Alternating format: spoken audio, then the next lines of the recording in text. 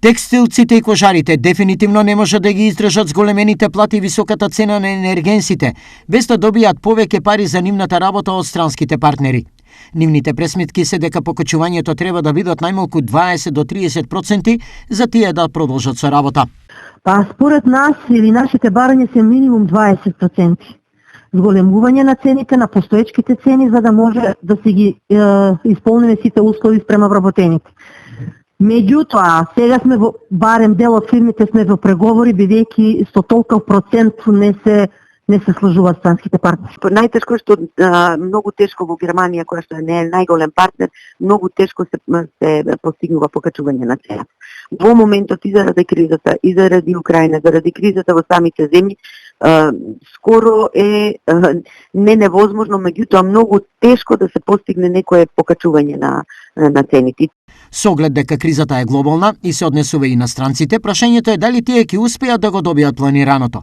Дилемата е што ако не го добијат или тоа се пролонгира за извесен период. Сега максимум до 10% ни покачија, ништо повеќе. Затоа ќе видиме доколку не дојдеме до неко поголем број, ќе видиме принудени да намалиме број на вработени, барем оние кои што се со најниските плати. Бидејќи ние таму најмногу имаме зголемување на плата. И тоа покачување кое што ќе се договора или преговара не е доволно за да ги покријат новите трошоци, така да во моментот фирмите работат со загуба. Досегашните обиди за покачување на цената на производите од домашните компании безмалку е неуспешна, бидејќи разбирање нема, а претежно се нуди покачување од 5 до неполни 10%, што за нив е проблематично малку.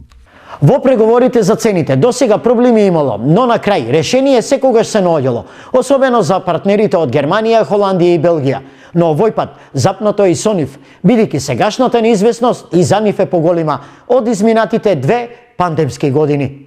Во овие две индустрии работат околу 40.000 лица, а просечните плати се движат околу 20.000 денари.